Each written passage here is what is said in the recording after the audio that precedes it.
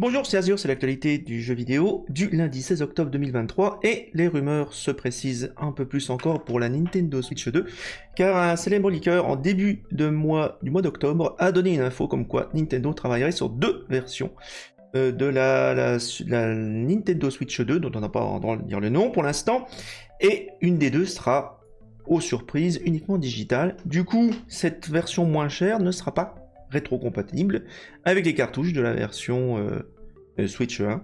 Donc voilà, il y a des chiffres qui circulent comme quoi cette version digitale, full digital coûterait 400$ et la seconde coûterait 499$. Donc à voir ce qui va se passer. Le lancement serait prévu pour 2024, on en saura un petit peu plus. Donc voilà, en tout cas, ça veut dire que si vous achetez la version digitale, c'est que vous êtes sûrement des nouveaux venus. Vous n'avez pas de jeu Switch en tout cas, et donc du coup, vous n'avez pas de cartouches à recycler. Donc voilà, donc bon. Je pense que ça tombe sous le sens, mais bon. Toujours sur Nintendo, alors voilà, Charles Martinet, la voix officielle de Mario et Luigi, depuis un bon nombre d'années, a été remplacé par le jeune Kevin Afghani. Alors Kevin Afghani, on l'avait entendu sur la chaîne dans Genshin Impact il y a 1 ou 2 ans. Je crois que c'était l'événement d'été avec des quêtes. Vous savez, on était dans un château et vous aviez des espèces de statues qui parlent d'oiseaux. Et c'était Kevin qui faisait la voix des oiseaux. Donc un très très jeune comédien qui s'est trouvé embarqué là-dedans. Donc évidemment c'est pas Chris Pratt hein, qui prête sa voix à Mario, hein. Quoique ça aurait été super, franchement. Mais bon, en tout cas, c'est quelqu'un qui aime beaucoup les jeux vidéo et l'animation. Donc, ils lui ont confié. À noter quand même qu'il était déjà visible. Alors, moi, j'ai pas entendu ça. Hein. Il était dans Grunt dans la vidéo Secret Story of Cuphead de la chaîne Mashed. Donc, c'est vraiment assez obscur. Un PNJ Arnold, l'espèce d'oiseau qu'il y avait dans Genshin Impact, l'oiseau statue qu'il y avait dans Genshin Impact. Et puis, visiblement, la voix de Raditz dans la fiction Masako X, nommée Dragon Ball RR. Bon, ça, je connais pas du tout. Donc, voilà. J'ai décidé de devenir comédien pour une seule raison, mon amour absolu pour l'animation et les jeux vidéo. Il s'agit de certaines des formes d'art les plus passionnantes que j'ai jamais vues. Les personnages qui n'existent que dans le contexte de leurs médias permettent à cet art de se transformer en une expérience immersive sans pareil. Que cette expérience soit amusante, pétillante, sombre ou émouvante, cette forme d'art est vraiment étonnante et je devais absolument en faire partie. Peut-on lire sur la biographie de l'acteur basé à Los Angeles. Rappelons que Charles Martinet est officiellement le Mario Ambassador, mais il n'a pas l'air d'avoir compris et Nintendo lui a pas expliqué ce que ça voulait dire. Ce qui est un peu dommage franchement de le reléguer comme ça. Bon voilà.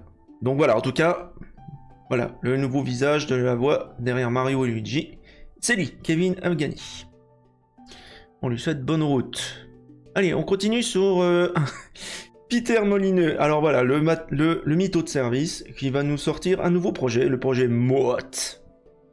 Donc depuis le départ de son départ de Lionhead Studio en 2012, Peter Molineux voguait au gré des effets d'annonce de son nouveau studio 22 Cans. Mais il est temps pour le concepteur anglais de revenir à son univers féerique d'Albion et de replonger dans la mythologie de Fable avec un nouveau jeu, le projet MOT. Alors, on attendait un reboot de Fable, et c'est un nouveau jeu, c'est bizarre.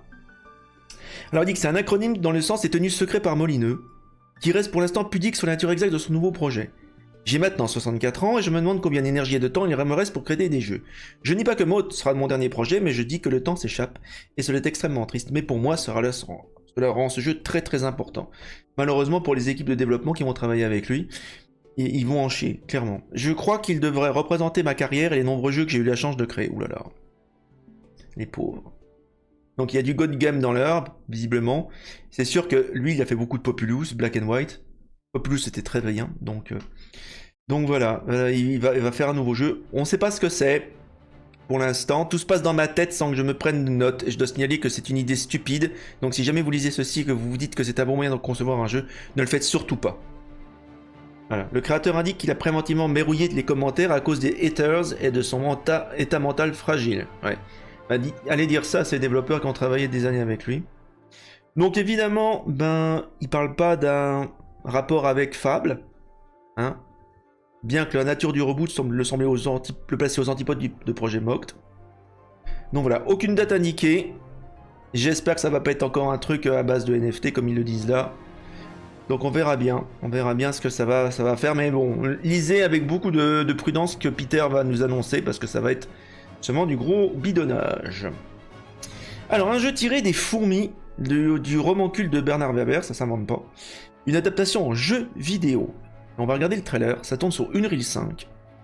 Alors je crois que si je me souviens du bouquin, il y avait deux points de vue, un point de vue des fourmis et le point de vue des humains.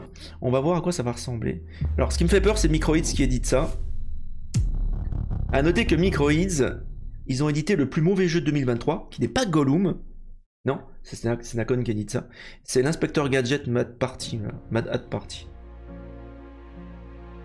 En tout cas, c'est très joli déjà. Si c'est du in-game sauvetage.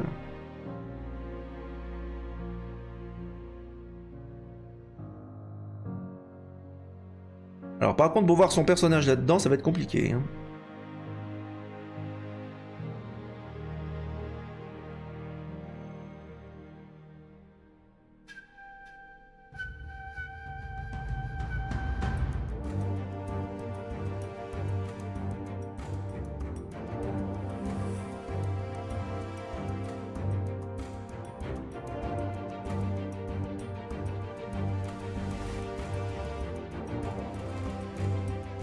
Il y a un petit côté Monster Hunter aussi qui est pas dégoûtant.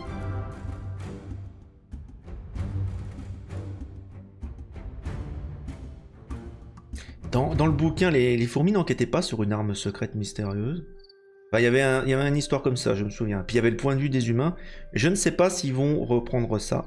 Bon, ce qui me fait beaucoup peur, c'est l'éditeur, quoi.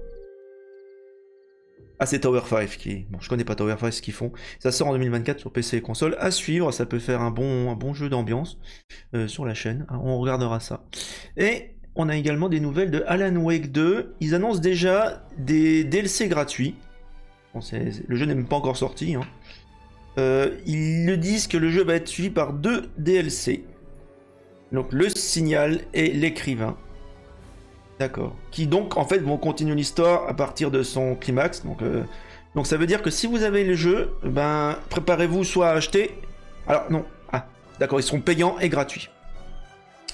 Bon, du coup, à mon avis, ça va faire comme certains jeux où il faut acheter les DLC pour voir la fin. Donc ça, je trouve ça bon. Qu'il y ait un DLC gratuit, je trouve ça très bien.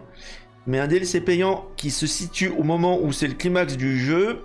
Bon, voilà, on verra bien ce que ça va donner.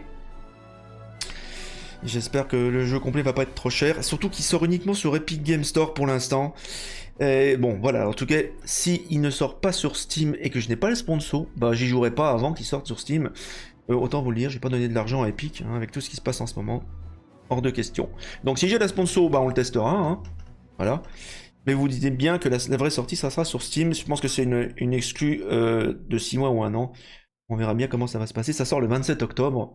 Je vous redirai de toute façon à ce moment-là, ça va bientôt se rapprocher, ça sort dans 10 jours, donc on verra ce qui va se passer. Voilà, bah c'est tout pour les news du jour. En attendant, ben jouez bien, et à la prochaine.